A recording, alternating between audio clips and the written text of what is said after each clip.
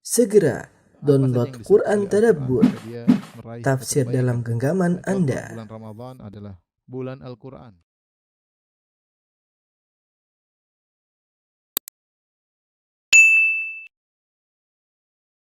Bismillahirrahmanirrahim. Assalamualaikum warahmatullahi wabarakatuh.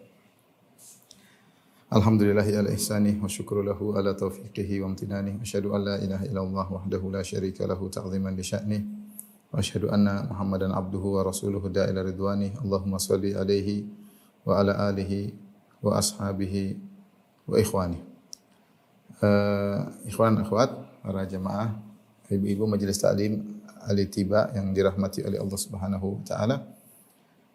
Pada kesempatan kali ini kita akan bahas tentang hal-hal atau perkara-perkara yang dianggap bisa merusak keikhlasan atau dianggap merupakan perkara riya, namun pada hakikatnya tidak merusak keikhlasan dan juga bukan merupakan bentuk dari perbuatan riya, ya.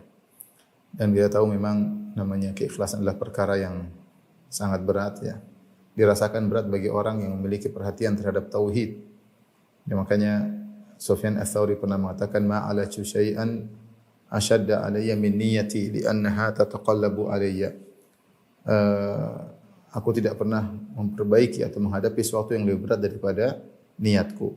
Karena niatku selalu berubah-ubah, ya. Hati ini selalu berubah-ubah. Dikatakan bahwasanya la yusamma al-qalbul qalban illa litaqallubihi. Tidaklah hati dinamakan dengan hati kecuali hati ini suka berubah-ubah, ya. Berubah-ubah, ya. Dari ikhlas menjadi tidak ikhlas, dari tulus menjadi tidak tulus, ya. Oleh karenanya seorang berusaha untuk menjaga keikhlasannya.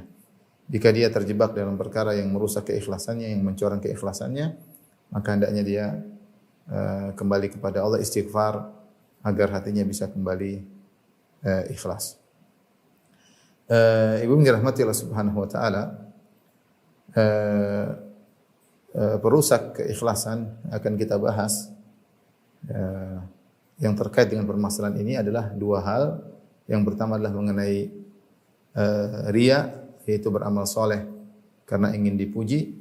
Yang kedua karena beramal soleh karena iradatud dunya, beramal soleh tapi ingin mendapatkan keduniaan. Ini dua perusak keikhlasan, ya.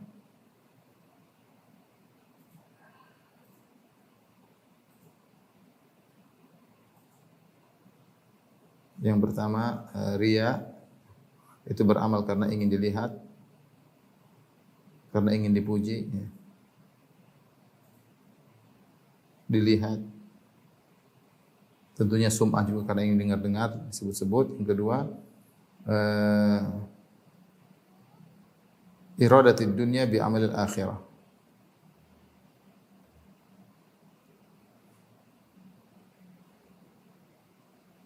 Itu mencari dunia dengan amal soleh. Dua-dua ini merupakan perkara yang tercela, ya. Dan Allah telah turunkan ayat-ayat terkait dengan masalah ini. Seperti riya, Allah mau mencela orang munafik, ya. Yura'unan nas, mereka riya, ya, ingin mencari pujian manusia. Demikian juga Allah mencela orang-orang yang beramal soleh karena ingin mengharapkan dunia, ya. Man kana yuridul hayatad dunya wa zinataha nuwaffi ilaihim a'malahum fiha wa hum fiha la yubkhasun. Kata Allah, barang siapa yang ingin mencari kehidupan dunia dan perhiasannya, kami akan berikan dia. Ulaika alladzina laisa lahum fil akhirati illa an-nar wa habita ma sana'u fiha. Kata Allah, mereka itulah yang tidak ada tempat bagi mereka kecuali neraka dan gugur amal soleh yang mereka lakukan. Ya, jadi dua hal yang sangat tercela, dan telah banyak dalil yang menjelaskan tentang bahayanya dua perkara ini. Namun yang kita bahas kesempatan kali ini bukan tentang perincian tentang riya maupun tentang iradatid dunya bi amril akhirah, tentang mengharap dunia dengan amal soleh. Tapi yang kita bahas adalah perkara-perkara yang dianggap riya ternyata bukan riya. Dan juga perkara-perkara yang dianggap merusak keikhlasan dari sisi pengharapan dunia, mencampurkan keikhlasan dengan mengharapkan dunia, namun ternyata tidak sampai merusak keikhlasan, ya. Apa eh, apa tujuan kita membahas hal ini? Tujuannya agar kita tidak terjerumus dalam was-was. Benar kita tidak ragukan bahwasanya ikhlas itu sulit ya. Tapi dia bukan perkara yang mustahil. Ikhlas perkara yang mungkin ya, mungkin bisa dilakukan oleh seorang dengan bimbingan dari Allah, dengan bantuan dari Allah. Dia minta tolong kepada Allah Subhanahu wa taala, dia bisa meraih keikhlasan. Dan dia bisa membersihkan hatinya daripada riya dan kecenderungan kepada dunia ya. Tetapi seorang juga jangan berlebih-lebihan sehingga menganggap sebagian perkara yang itu bukanlah riya dianggap sebagai riya, atau menganggap sebagian perkara yang itu dibolehkan secara syariat, dunia yang dibolehkan, kemudian dia menganggap tidak diperbolehkan. Sehingga ketika dia melakukan hal tersebut, maka dia akan mengalami was-was. Ya. Dia merasa bahwasanya dia telah sia-sia apa yang dia lakukan, sehingga akhirnya dia tidak beramal saleh ya. Jadi saking ingin ikhlas, terkadang tidak tahu aturan syariat sehingga terjerumus dalam was-was dan akhirnya bisa meninggalkan amal soleh tersebut. Tapi ini saya akan bacakan suatu risalah ya yang ditulis oleh Profesor Dr. Arif As-Suhaimi. Arif As-Suhaimi seorang syekh yang tinggal di kota Madinah ya. Lulusan Jami'ah Islamiyah ya. Yang judulnya, dia punya risalah judulnya Ma Yutawahhamu Qadhuhu fil Ikhlas, yaitu perkara-perkara yang dipersangkakan merusak keikhlasan. Padahal tidak ya. Dan kita bisa klasifikasikan menjadi dua, hal-hal yang disangka merusak, hal-hal yang disangka merupakan riya, atau hal-hal yang disangka merusak keikhlasan dengan perkara dunia. Ini dua klasifikasi ya. Yang pertama hal-hal yang disangka bentuk riya ternyata bukan.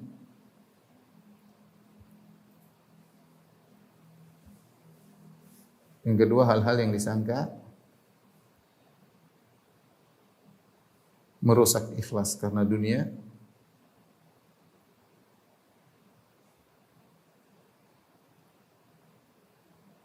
Ternyata tidak, ternyata bukan. Baik. Kita mulai. Yang pertama, ya, perkara-perkara yang disangka riya ternyata bukan ya. Di sini ada sekitar berapa perkara. Kita mulai dari yang pertama. Ya. Yang pertama adalah gembira dengan ketaatan.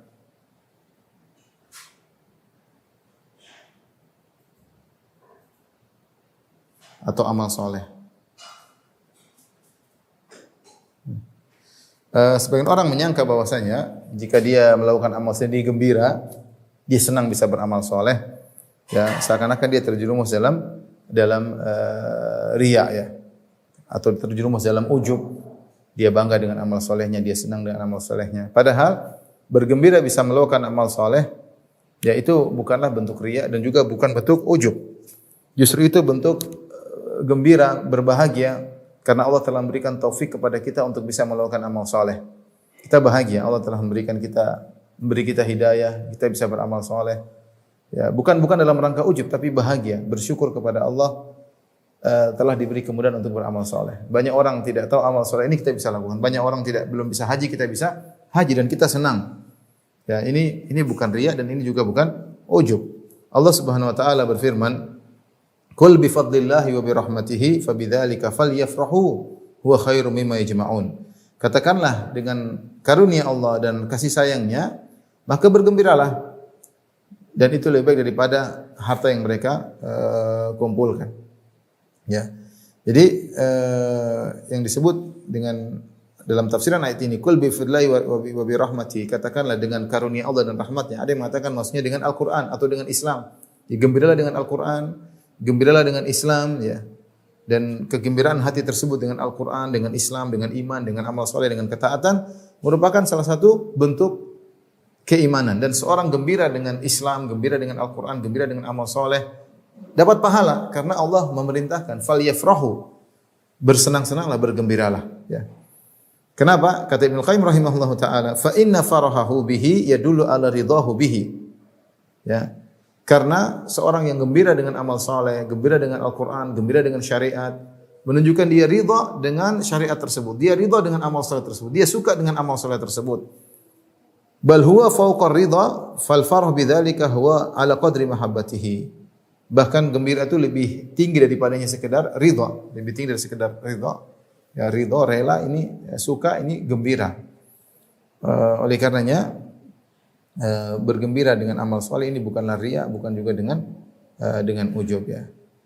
Tapi ini bentuk syukur kepada Allah, senang bisa diberi taufik oleh Allah, ridha dengan amal saleh yang Allah wajibkan atau Allah bebankan kepada kita ya. Dan ini adalah ciri-ciri orang yang beriman ya, ciri-ciri orang yang beriman. Dalam satu hadis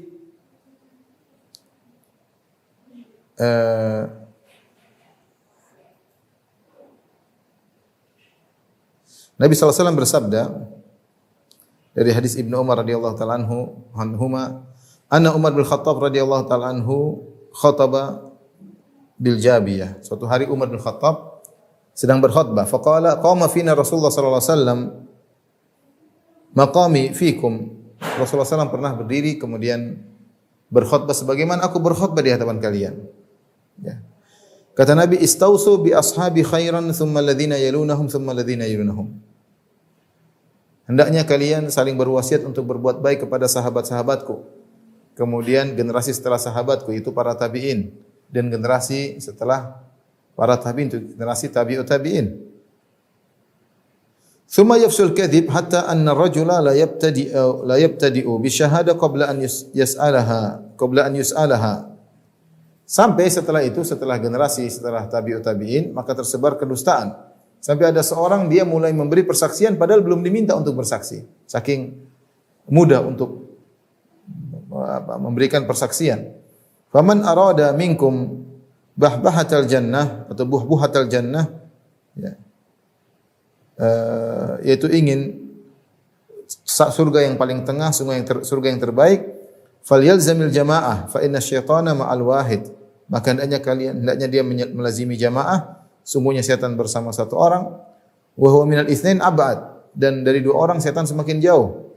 La yakhluwanna ahadukum imra'atin fa inna syaitana thalithahuma. Janganlah salah seorang dari kalian berdua-duaan dengan wanita karena setan adalah yang ketiganya. Kemudian yang jadi perhatian kita di sini kata Rasulullah sallallahu alaihi wasallam, wa man sarrathu hasanatuhu.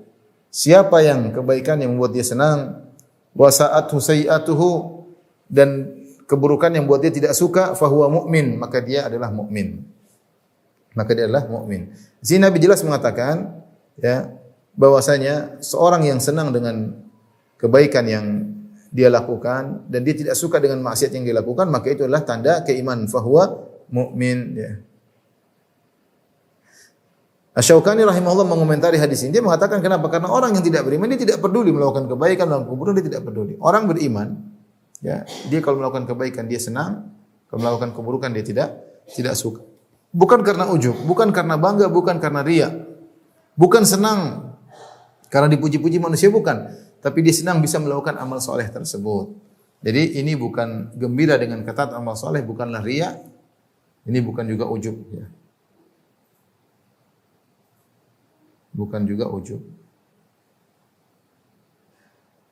Bahkan ini perkara yang dituntut. Ini perkara yang dituntut. Seorang senang kalau bisa melakukan amal soleh. Bukan ujub ya, perhatikan. Ujub itu dia merasa dia hebat, itu ujub. Ya. Tapi dia bahkan ini perkara yang dituntut. Ya, karena dapat pahala. Di antaranya dapat pahala karena Allah mengatakan falyafrahu, tadi sudah kita sebutkan ayatnya. Falyafrahu, bergembiralah ya. Allah mengatakan bergembiralah.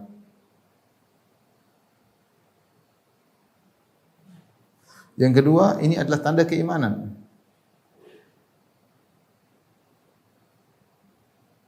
Tadi kata Nabi sallallahu alaihi wasallam, man sarratu hasanatuhu wa sa'athu sayyi'atuhu fahuwa mu'min. Siapa yang kebaikan yang buat dia senang, bahagia, dia bisa melakukan amal soleh, bisa puasa, dia bahagia, dia senang, dia bisa bersedekah, dia senang, dia bisa berbakti sama orang tua, dia senang, dia bisa memaafkan, dia senang, dia sabar, dia senang. Maka itu dia mukmin. Kalau dia maksiat, dia suudzon, dia enggak suka, dia bermaksiat, dia melihat yang haram, dia merasa gelisah, maka itu menunjukkan dia seorang mukmin. Ini merupakan tanda keimanan, gembira dengan amal saleh. Kemudian tadi kata Ibnu Qayyim rahimahullahu taala, ini tanda ridha ya, dengan amal saleh ya. Ya. Tanda ridha dengan amal saleh juga merupakan bentuk bersyukur kepada Allah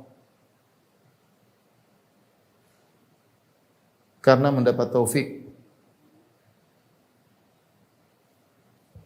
untuk beramal saleh, bimbingan. Taufik itu maksudnya bimbingan untuk beramal saleh. Ya. Lain halnya kalau dia gembira karena dia merasa lebih hebat dari yang lainnya, itu baru ujub. Itu baru ujub ya. Ya. Di lain halnya, perhatikan lain halnya. Jika gembira karena merasa hebat dari yang lainnya, maka ini adalah ujub. Ini perusak keikhlasan. Gembira jika menanti pujian lalu dipuji. Datanglah pujian tersebut maka dia gembira. Ini namanya riya. Gembira jika menanti pujian lalu datanglah pujian tersebut. Ini adalah riya. Ya, harus bisa dibedakan. Adapun gembira karena kita bisa beramal soleh, gembira ridha dengan amal soleh tersebut, senang, maka ini tanda keimanan. Taib, ini yang pertama, yang disangka riya namun ternyata bukan riya. Taib yang kedua,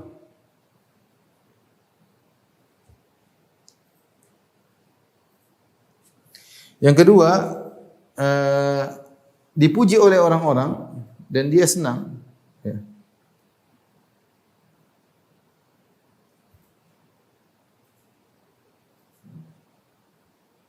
Dan dia senang dengan pujian tersebut.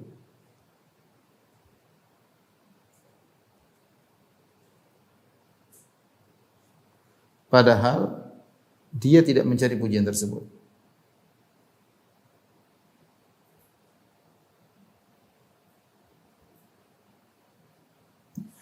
Jadi beda dua hal yang apa namanya? Dua hal yang berbeda. Pertama, perhatikan, ada orang dia mencari pujian memang dari awal. Dia mencari pujian. Akhirnya dia mendapatkan pujian tersebut. Ya. Maka ini jelas riya, ya. Tapi kalau dia tidak mencari pujian, ternyata dia dipuji dan dia senang, ini tidak jadi masalah. Ini bukan riya. Bahkan ini kata Nabi sallallahu alaihi wasallam, "Tilka ajil busyral mu'min." Itu adalah kabar gembira seorang mukmin yang disegerakan, ya. Ya. Ini bukan riya, ya. Ini bukan riya. Tapi kondisinya kita sebutkan di sini, kondisi. Yang pertama, ingin mencari pujian manusia.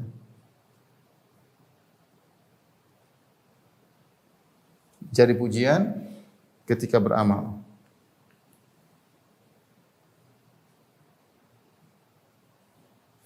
Maka ini sudah riya. Ini adalah riya. Otomatis. Ini riya. Ya, meskipun hasilnya bisa jadi dipuji, bisa jadi tidak dipuji.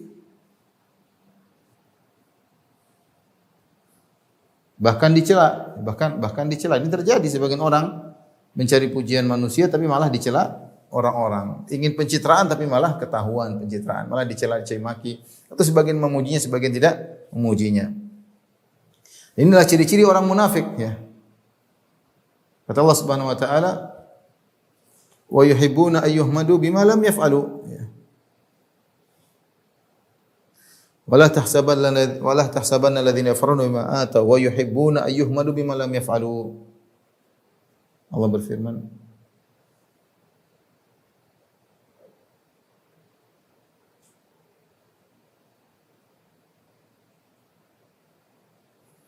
suka dipuji dengan apa yang tidak mereka kerjakan. Ya.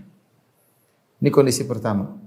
Kondisi kedua, tidak sama sekali tidak mencari pujian.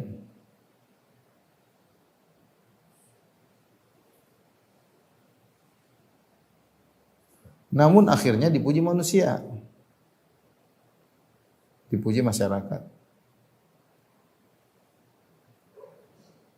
Maka ini bukan riya. Dia senang ketika dipuji masyarakat, dia senang ya. Enggak ada masalah ya. Dia senang, manusiawi ya. Bisa dia senang ya. Ini bukan riya ya. Meskipun dia senang mendengar pujian tersebut. Bukan riya. Karena dia tidak mencari. Karena definisi riya itu apa? Beramal soleh, mura'atan linnas. Beramal soleh agar dilihat supaya dipuji. Ini dia tidak cari tersebut. Setelah dia beramal soleh, ada yang muji. Dan dia senang-senang aja ketika dipuji. Ini bukan riya ya. Bahkan ini adalah kabar gembira yang disegerakan. Yang disegerakan. Sebab dalam hadis Nabi SAW mengatakan, tilka ajil bushra al-mu'min. Kata Nabi, ini adalah kabar gembira yang disegerakan. Dalam suatu hadis, saya bacakan hadisnya.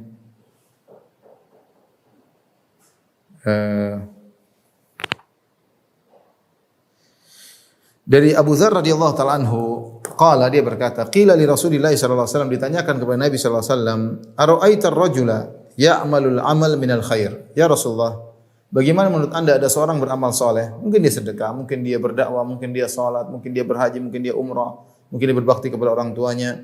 Dia tidak mencari pujian. Wa yahmaduhu an-nasu alaihi. Kemudian orang-orang masyarakat memujinya karena amal soleh tersebut. Artinya ini riya atau bukan ya Rasulullah? Dia tidak mencari, tapi dia dipuji. Ini pertanyaan sahabat detail karena mereka sibuk juga mencari keikhlasan. Mereka juga ingin menjaga amal soleh mereka agar tidak tercoreng dengan riya dan yang lainnya. Maka mereka bertanya secara detail, ya Rasulullah, ada orang beramal soleh, tahu orang muji dia tidak mencari pujian. Kalau dia mencari pujian jelas riya, tapi orang memuji dia. Apa kata Nabi sallallahu alaihi wasallam? Tilka ajilu busyral mu'min. Ya, ini adalah kabar gembira dari Allah Subhanahu wa taala kepada seorang mukmin yang disegerakan. Artinya tanda kebaikan. Sebenarnya dalam hadis kata Nabi sallallahu alaihi wasallam, antum syuhada'ullahi fil ard. Kalian adalah para saksi Allah yang ada di atas muka bumi. Kalau seorang melakukan amal saleh kemudian dia tidak mencari pujian, kemudian orang-orang baik, orang-orang beriman muji dia, ini tanda kebaikan. Berarti semoga engkau diridhai oleh Allah, semoga engkau diterima amal salehmu oleh Allah. Makanya dikatakan tilka ajilu busyral mu'min. Dia tidak mencari ke pujian, tapi ternyata Allah membuat orang-orang memujinya. Maka ini adalah tanda kabar gembira yang disegerakan oleh Allah Subhanahu wa taala. Disebut kabar gembira menunjukkan isyarat ya bahwa Allah ridha dengan dia. Allah ridha dengannya. Isyarat. Sehingga ini kabar gembira. Kabar gembira, berarti ini kabar gembira. Bahkan kalau dia pun senang, tidak dikatakan dia riya. Cuma hati-hati, waspada, jangan sampai ujub.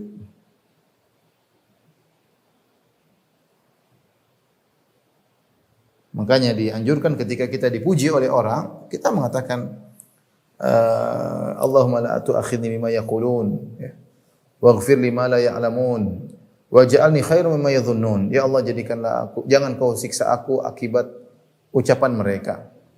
Mereka mujiku, jangan siksa aku.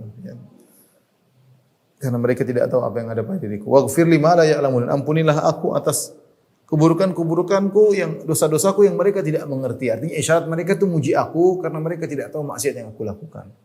Ini obat bagi orang ketika dipuji, dia boleh senang, tapi jangan sampai terjebak dengan ujub. Kemudian yang terakhir, waj'alni khairan mimma yadhunnun. Ya Allah, jadikan aku lebih baik daripada apa yang mereka persangkakan ya.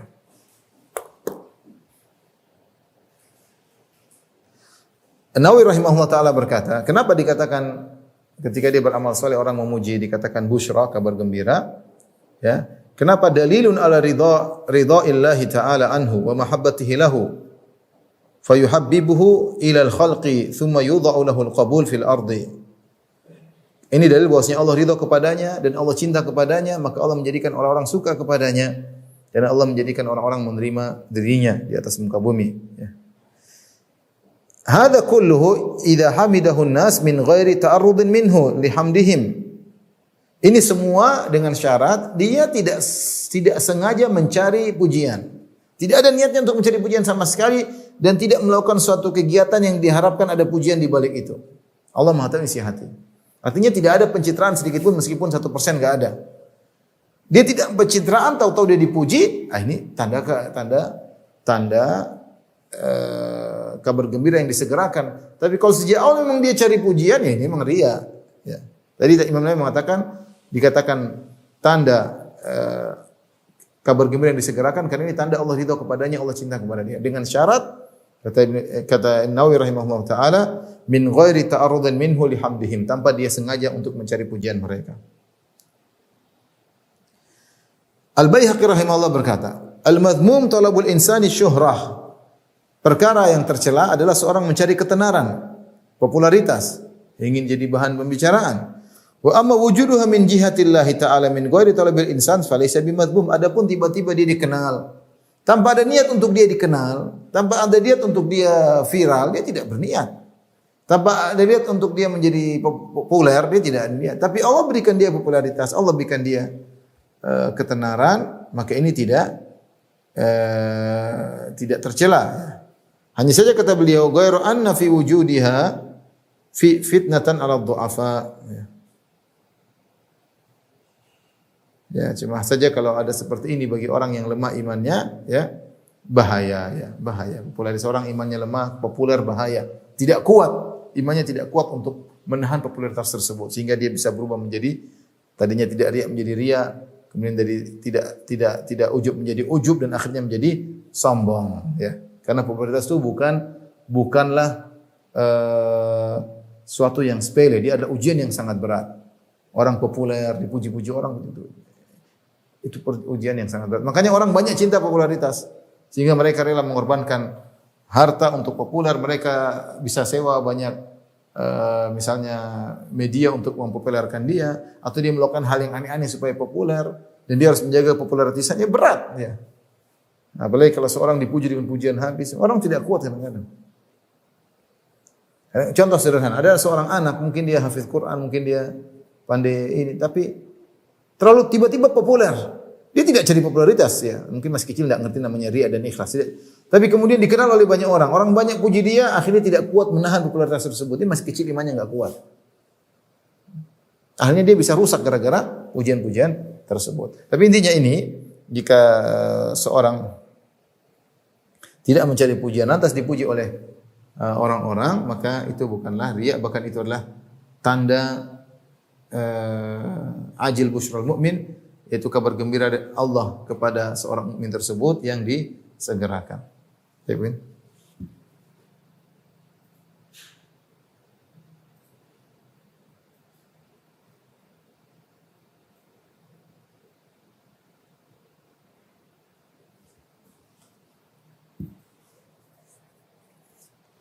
Berikutnya perkara yang ketiga,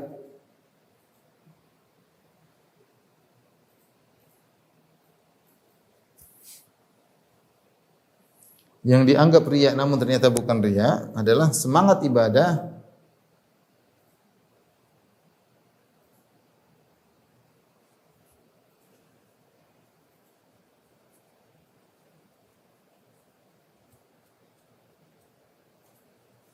ketika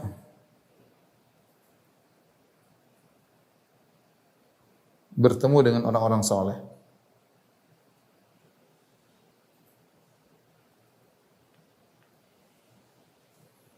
Ketika bertemu dengan orang soleh. Sebagian orang menyangka ini adalah bentuk riya.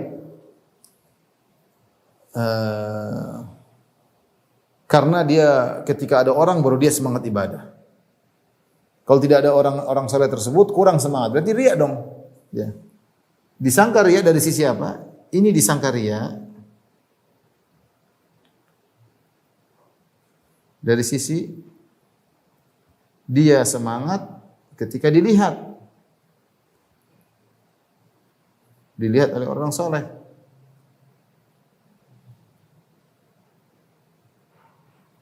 dan semangatnya berkurang ketika mereka tidak ada.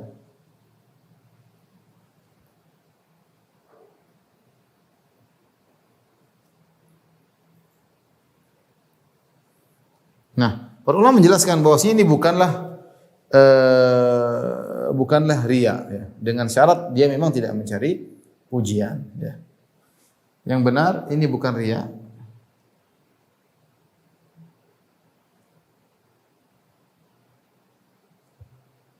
Jika dia tidak mencari pujian.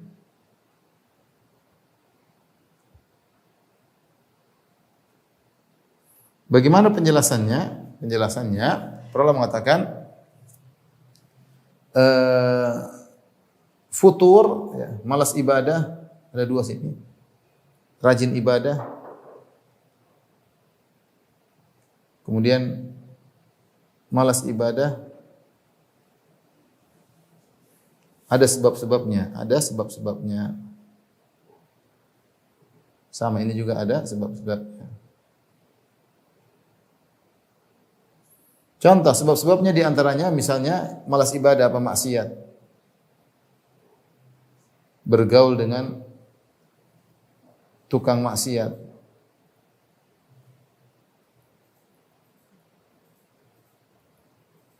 Bergaul dengan para pelaku maksiat, ya. Atau terlalu tenggelam dengan dunia. Jadi terlalu cinta pada dunia sehingga malas. Baca Quran malas, salat malam malas. Ini contoh malas ibadah, futur, malas ibadah ada sebab-sebabnya. Demikian pula ini ada sebab-sebabnya, rajin ibadah juga ada sebab-sebabnya, ya. Contoh di antaranya membaca ayat-ayat tentang akhirat. Buat kita semangat. Di antaranya melihat orang-orang soleh, orang-orang yang rajin ibadah, jadi semangat. Ini sebab. Di antaranya bergaul dengan orang-orang soleh.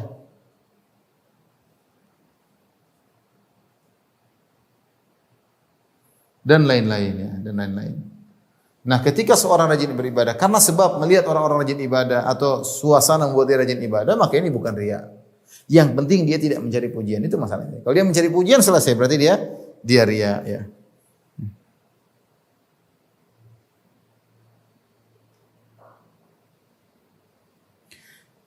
Ibnu Qudamah rahimahullah berkata mengomentari permasalahan ini, kata beliau, qad yabitu ar-rajulu ma'al mujtahidin fayusalluna aktsaral lail wa adatuhu qiyamus sa'ah fayuwafiquhum.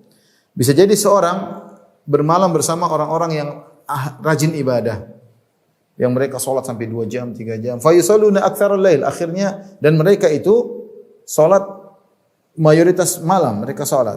Sementara orang ini yang wa adatuhu qiyamus sa'ah, dia biasanya cuma salat beberapa saat, tidak lama, biasanya salat malamnya sebentar. Maka ketika dia melihat orang-orang pada rajin salat, dia pun terikut, fayuwafiquhum, maka dia pun terbawa suasana untuk ikut seperti mereka. Ini kita alami semua.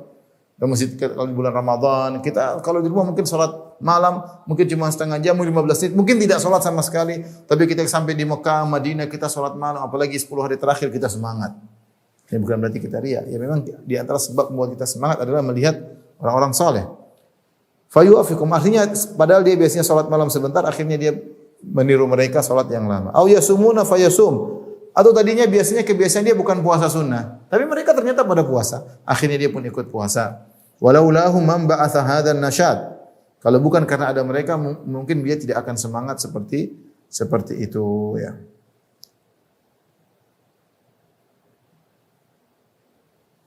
Ini hanyalah berkaitan dengan sebab. Ada sebab semangat, ada sebab tidak semangat. Ya. Seperti kalau di rumah banyak hal membuat kita malas. Mungkin kasur yang nyaman, kesibukan dengan dunia, ya. Teman pergaulan yang ternyata juga malas-malas, mungkin lebih malas daripada kita. Ini buat kita semangat, bukan buat kita malas. Tapi sebaliknya kita dalam suatu kondisi tertentu, kita di Masjid Nabawi atau Masjidil Haram, teman-teman semangat, suasana semangat, kita jadi semangat, maka ini bukan riya sama sekali. Baik. Berikutnya yang keempat.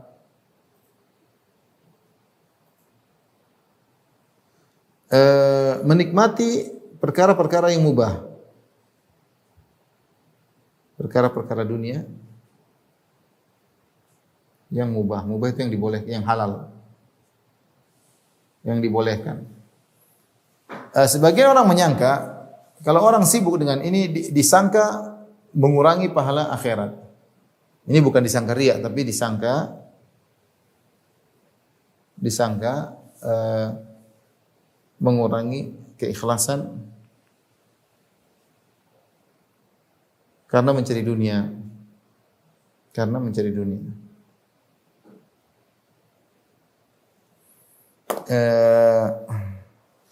Dalil akan hal ini bahwasanya ini bukanlah perkara yang merusak keikhlasan karena Allah Subhanahu wa taala telah memberi karunia, menyebutkan karunia Allah kepada hamba-hambanya dengan mereka menikmati perkara-perkara yang mubah. Jadi Allah menyebutkan dalam Al-Qur'an, Allah sebutkan di antara karunia Allah kepada hamba-hambanya adalah mereka bisa menikmati perkara-perkara yang mubah.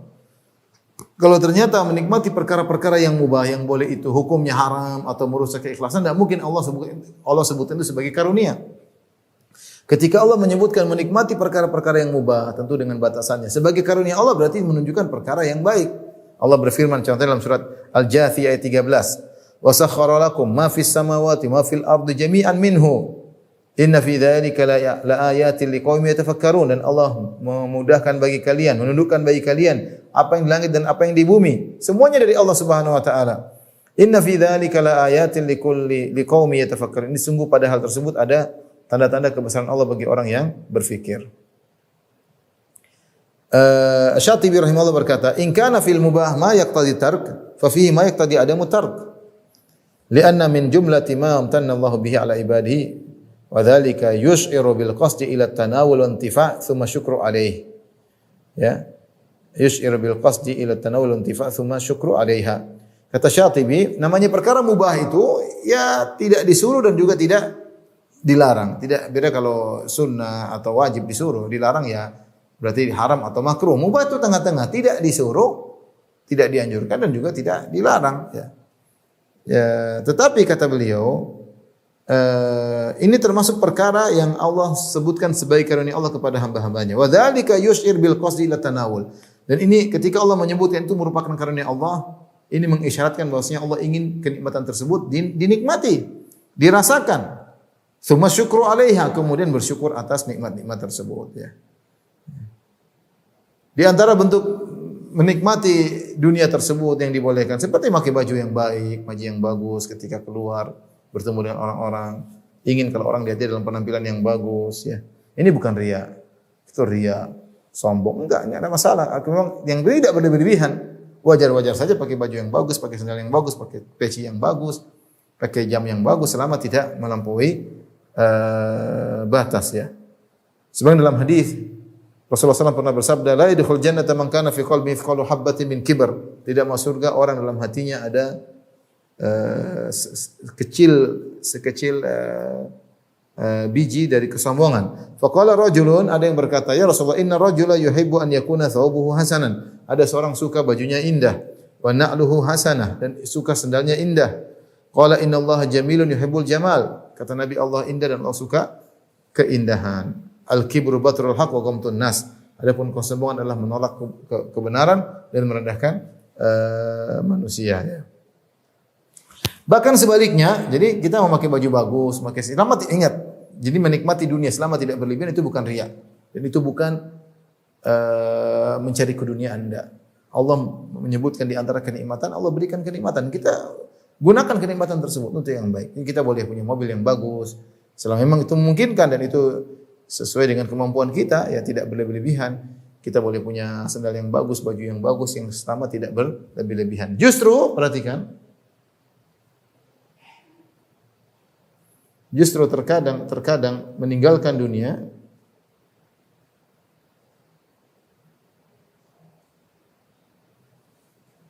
bisa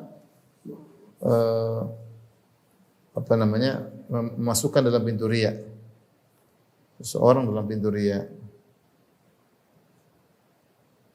Syekh Utsaimin rahimahullah taala punya pembahasan tentang masalah ini. Dia mengatakan Allah Subhanahu wa taala menyebutkan Allah berikan kenikmatan kepada kalian, tapi kalian seakan-akan enggak mau, saya enggak mau pakai.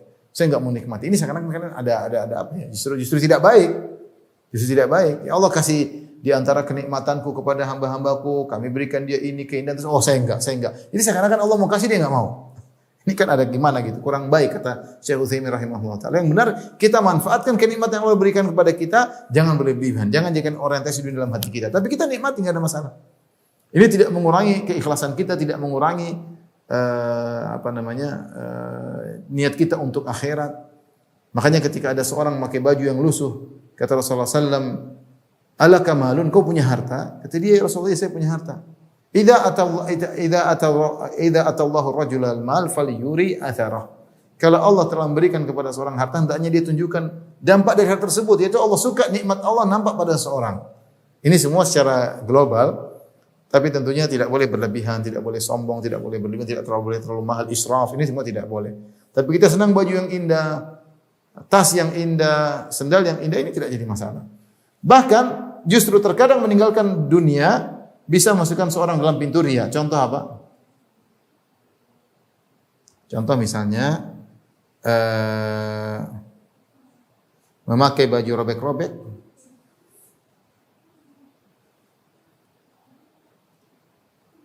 supaya dibilang zuhud. Padahal dia punya uang misalnya, tapi sengaja pakai baju yang zuhud supaya dibilang zuhud ya. Atau sebaliknya ya, memakai baju tertentu supaya dibilang orang alim.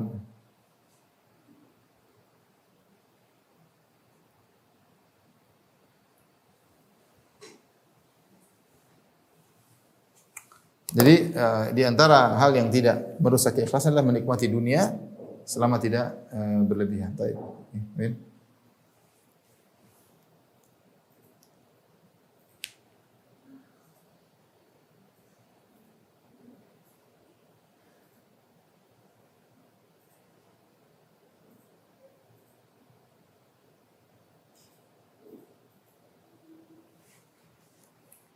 Tapi berikutnya yang kelima,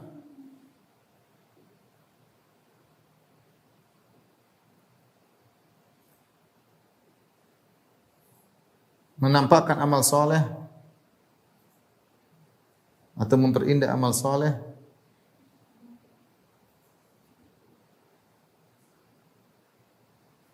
untuk dijadikan teladan.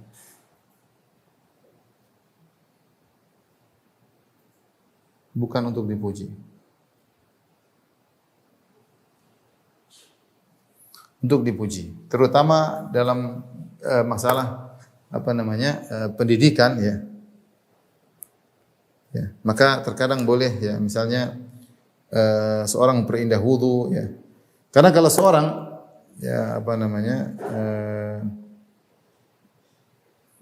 mengajarkan ilmu atau melakukan ibadah karena hanya mencari pujian, maka ya, ingin dipuji oleh manusia, lam yarah raihatal jannah, dia tidak akan mencium bau surga ya. Sebagaimana dalam hadis, man talaba hadzal ilm mimma yabtagha bihi wajhullah fa yata'allamahu liyusiba aradan minad dunya lam yajid arfal jannah. Siapa yang belajar ilmu yang harusnya karena Allah Subhanahu wa taala, namun dia belajar ilmu karena dunia tersebut, maka dia tidak akan mencium bau surga.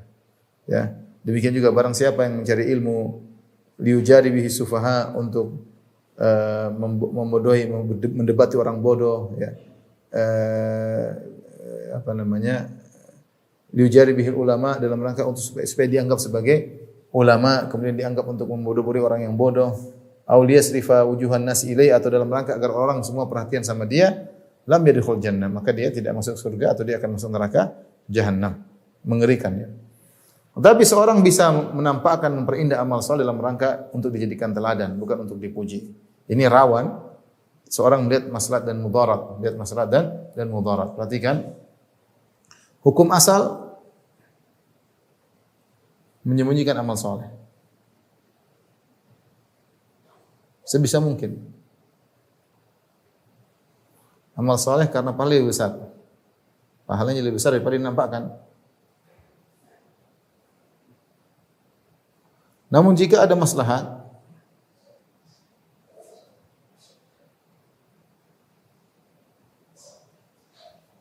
untuk ditampakkan, maka ditampakkan. Diperlihatkan, ditampakkan, maka ditampakkan. Dengan syarat tentunya, dengan syarat menjaga diri dalam keikhlasan. Menjaga keikhlasan. Perhatikan, saya mengatakan hukum asal, ini hukum asal, kita menyembunyikan amal soleh hukum asal. Bukan hukum asal sebaliknya kita menampakkan seluruh amal soleh kita. Bukan hukum asal kita menceritakan seluruh amal soleh kita. Hukum asal kita diem. Hukum asal kita sembunyikan. Hukum asal kita sembunyikan kebaikan kita sebagaimana kita menyembunyikan keburukan kita. Kata Abu Hazim, "Uktum min hasanatik kama taktum min sayyi'atik." Sembunyikanlah kebaikanmu sebagaimana kau menyembunyikan keburukanmu. Jadi hukum asal kita sembunyikan, bukan hukum asal kita tampakkan. Sesekali kita sembunyikan, enggak. Hukum asal kita sembunyikan. Namun boleh jika ada maslahat kita menampakkannya. Dengan syarat tetap menjaga keikhlasan. Contoh misalnya seperti Rasulullah SAW pernah salat dengan gerakan tertentu. Rasulullah SAW di atas mimbar, nanti kalau sudah mau sujud Rasulullah turun. Rasulullah salat supaya mengajari orang-orang. Ya. Kata Rasulullah SAW, "Ya ayuhan nas, inni sana'tu hadza lita'tammu bi wa lita'allamu salati atau lita'lamu salati." Sungguhnya aku melakukan ini semua agar kalian bisa bermakmum kepadaku dan kalian bisa mempelajari atau mengetahui cara salatku. Ya. Ya, Rasulullah SAW salat di atas mimbar. Fakabbar wa kabbara nas wara'ahu wa huwa 'alal mimbar. Rasulullah SAW salat di atas mimbar. Kita mimbar kan tidak panjang. Tsumma rafa'a fa nazala al-qahqara hatta sajad fi asl mimbar. Kalau Rasulullah ingin sujud, Rasulullah mundur, Rasulullah SAW sujud di bawah. Tapi kalau sudah selesai sujud untuk berdiri dan rukuk, Rasulullah naik lagi di atas mimbar. Ini aneh. Tapi ini semua Rasulullah lakukan untuk agar bisa memberi teladan kepada orang lainnya. Contoh misalnya di antara lain misalnya contoh-contoh ya. Misalnya sedekah diperlihatkan untuk motivasi. Ini biasanya para ustadz misalnya.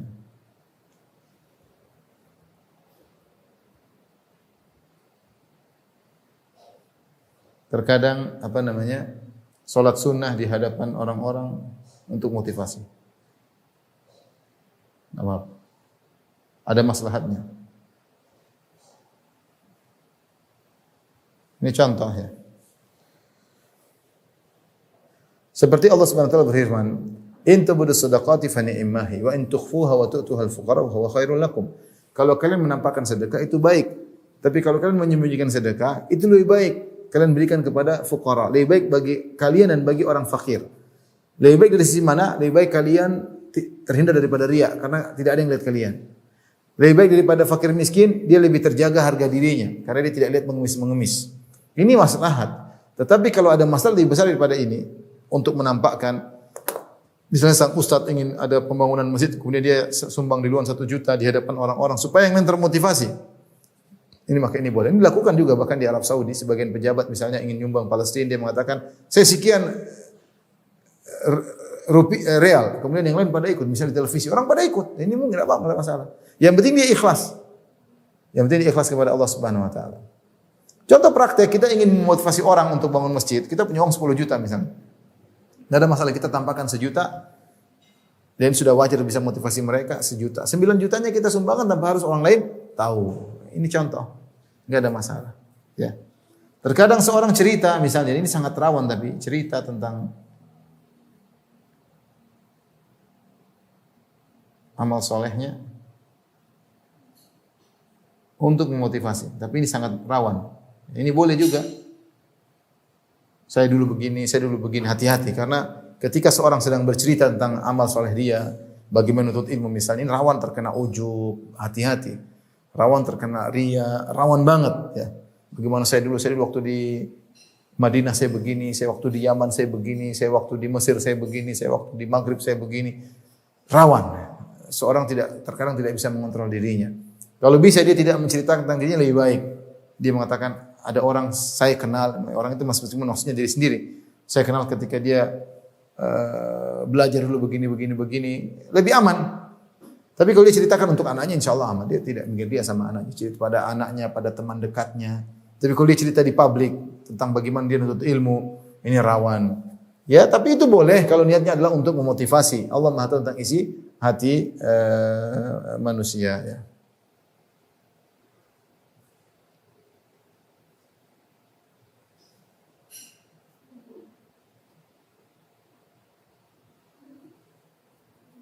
Kata Al-Khatib Syirbini rahimahullahu taala, "In kana al-mutasaddiq mimman yuqtada bihi," kalau yang tukang sedekah, yang bersedekah termasuk orang yang diteladani, wa adharaha liyuqtada bihi, kemudian dia tampakkan sedekahnya agar dimotivasi agar orang lain ikut, min ghairi riya'in wala sum'ah, tanpa riya dan tanpa sum'ah, fa huwa afdal, maka itu lebih afdal, itu lebih afdal.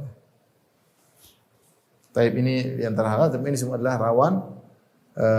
Karena sebagian orang ketika menampakkan amal solehnya, sekarang tidak perlu, sebagian orang tidak perlu menampakkan. Yang perlu menampakkan jika Anda adalah public figure misalnya, ya, atau Anda adalah dai yang dikenal. Ya. Kalau tidak, enggak perlu. Ya. Kita ini, saya sering bilang bahwasanya para salaf dahulu mereka berusaha menyembunyikan amal soleh mereka karena takut riya. Dan mereka takut riya, padahal mereka solehnya kayak apa sih? Kita jangan sampai menggampangkan, kita menganggap saya tidak terkena riya, santai saja, enggak. Maka berusaha mungkin untuk menyembunyikan kecuali benar ada maslahat. Karena kalau kita mencontohkan diikuti oleh banyak orang, pahala akan mengalir kepada kita juga karena kita motivatornya, karena kita yang mempelopori, ya, perintisnya. Ya. Ini yang kelima, yang keenam.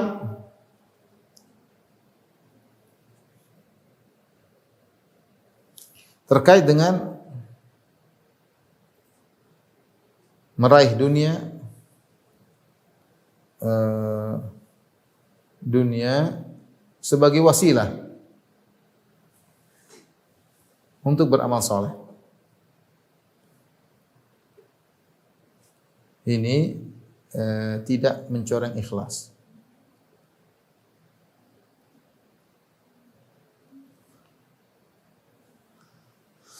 Taib, kita ada beberapa kondisi, perhatikan.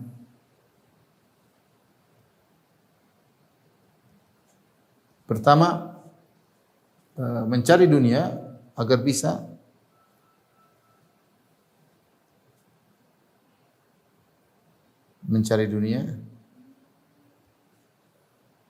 beramal saleh.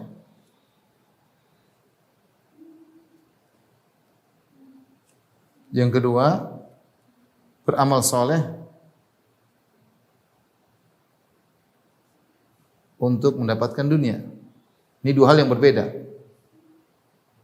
Perhatikan ya. Pertama dia mencari dunia agar bisa beramal saleh, yang kedua dia beramal saleh untuk mendapatkan dunia. Kalau ini jelas tidak jadi masalah. Mencari dunia agar bisa beramal saleh. Contoh ya. Contoh. Dia misalnya menjual buku agamanya misalnya atau karyanya agar bisa menafkahi keluarganya,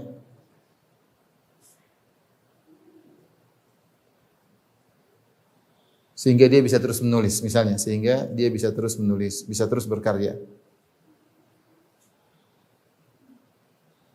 Ini contoh, ya, contoh. Makanya disebutkan kalau ada seorang, ya saya akan nukilkan ya perkataan sebagian ulama ya.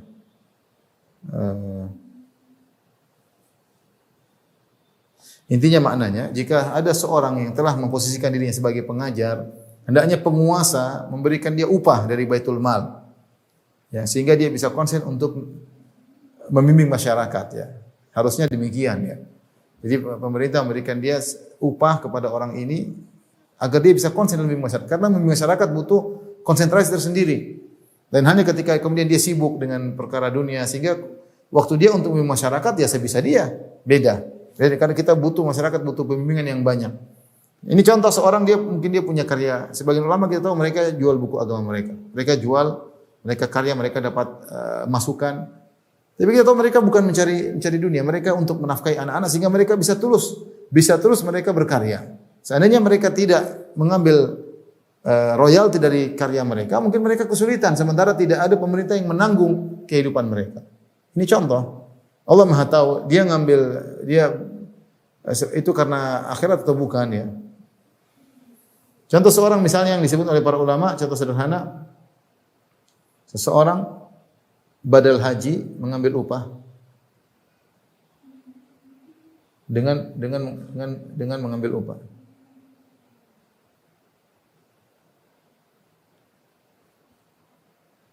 Agar bisa haji, agar bisa hajian. Ini contoh. Ada orang yang badal haji dalam rangka untuk bisnis ya haji pasang badal haji mahal-mahal bisnis ya. Ada orang tidak, dia badal haji supaya dia bisa hajian. Dia mau haji enggak punya duit. Kebetulan ada yang membimbingi, yang penting dia bisa sholat di Masjid Al-Haram, Masjid Nabawi, sekaligus dia membadalkan haji saudaranya. Ya, ini sangat penting. Anda ini menjadikan amal soleh untuk mencari dunia, ataukah Anda mencari dunia agar bisa continue dalam beramal soleh? Jika Anda mencari dunia agar bisa continue dalam amal soleh, maka tidak jadi masalah. Contoh sederhana, seorang ya tadi dia mungkin jadi muadzin atau dia jadi imam, dia dapat upah supaya dia bisa terus konsentrasi menjadi imam. Tentunya kalau dia tidak mengambil lebih baik, itu lebih afdal, kesepakatan para ulama, lebih afdal. Tapi kalau dia ternyata dalam rangka untuk bisa continue dalam beramal soleh, maka tidak jadi masalah karena dunia tersebut hanyalah wasilah. Yang jadi masalah sekarang, ini poin yang kita bahas yang ini ya. Ya, mencari dunia agar bisa beramal soleh. Yang kedua, beramal soleh untuk mendapatkan dunia, maka ini bahasanya ini dibolehkan dengan syarat tidak mendominasi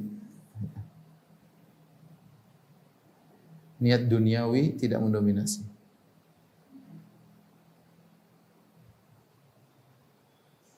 Itu saja. Para ulama khilaf apakah berkurang pahalanya, tidak masalah khilaf. Tapi dengan syarat niat duniawi tidak mendominasi. Karena dalam banyak hadis Rasulullah SAW menyuruh beramal soleh untuk mendapatkan dunia. Seperti dalam memotivasi beramal soleh untuk mendapatkan dunia. Seperti haji dan umrah saja. Kata Rasulullah SAW, tabi'u bainal haji wal umrah fa innahuma yanfiyani adz-dzunub wal faqr kama yanfi al-kir khabathal hadid. Kata Nabi sallallahu alaihi wasallam, kalau sudah haji umrahlah, kalau sudah umrah hajilah. Karena haji dan umrah itu bisa menghapuskan dosa-dosa dan bisa menghilangkan kefakiran. Ini kan duniawi, motivasi duniawi. Rasulullah SAW juga bersabda, man ahabba an yubsata lahu fi rizqi wa in sa'a fi athari falyasir rahimah. Siapa yang ingin dipanjangkan umurnya, dilapangkan rezekinya, sambung silaturahmi. Ini contoh Rasulullah, motivasi silaturahmi ibadah. Tapi niat duniawi enggak ada masalah. Dibolehkan selama tidak mendominasi. Kata Rasulullah SAW, Allah berfirman, ya bna Adam, unfik alaik, wahai anak Adam, berinfaklah, aku akan infak sama engkau. Kau berinfak, Allah kasih lebih. Dia berniat bersedekah supaya rezekinya aman, diberi oleh Allah bahkan lebih, tidak apa-apa. Tapi ingat, niat duniawinya bukan mendominasi. Niat utamanya adalah tetap dapat pahala di akhirat.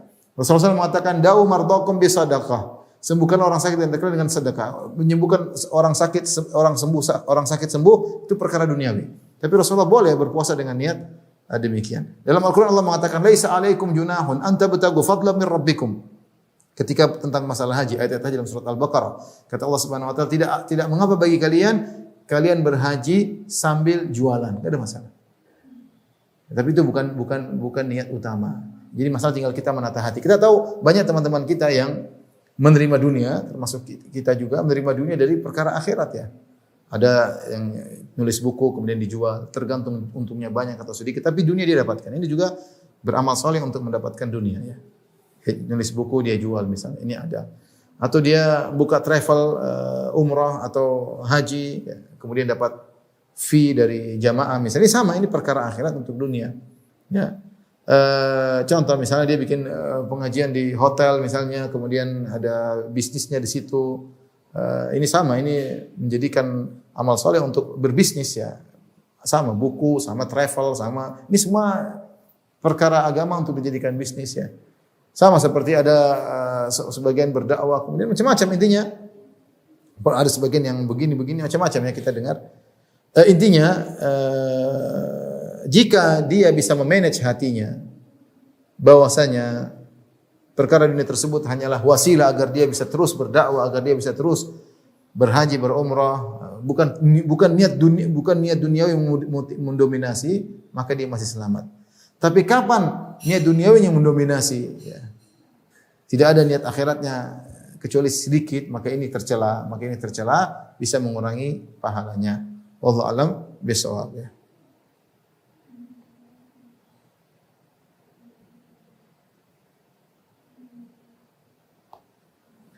Dan ada para ulama khusus khilaf tentang masalah mengambil upah dari atau pemberian dari mengajar. Ada khilaf di kalangan para ulama, ada yang mengatakan boleh, ada yang mengatakan tidak boleh. Adapun yang mengatakan boleh, mereka berdalil dengan hadis Nabi dalam Sahih Bukhari, ahaqqu ma akhadhtum alaihi ajran kitabullah. Yang paling berhak untuk kalian mendapatkan upah adalah dengan mengajarkan Al-Quran.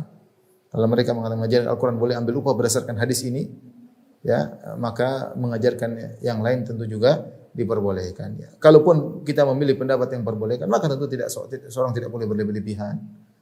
Ya, jangan pasang tarif, ya, karena kalau sudah dia pasang tarif benar-benar dia duniawi banget, ya.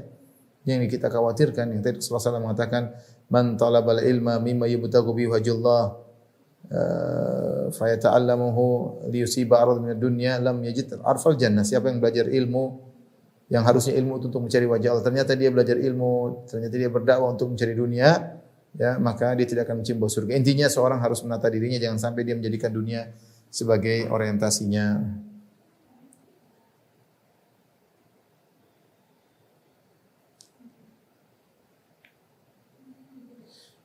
Contoh lain seperti misalnya dia belajar untuk mencari gelar. Gelar juga tujuannya apa? Anda mendapat gelar S1, LC misalnya, S2, Master, S3, Doktor misalnya. Tujuannya apa?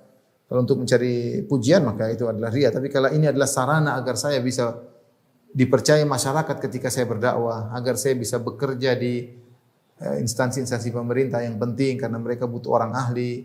Kalau saya tidak punya ijazah maka tidak akan diterima, ya misalnya. Ini niat yang baik, enggak ada masalah. Seperti tadi, agar saya bisa mendapatkan jabatan, kalau saya punya jabatan saya akan memberi manfaat kepada banyak orang. Niat tulusnya tidak jadi masalah, dan itu bukan hal yang merusak keikhlasan.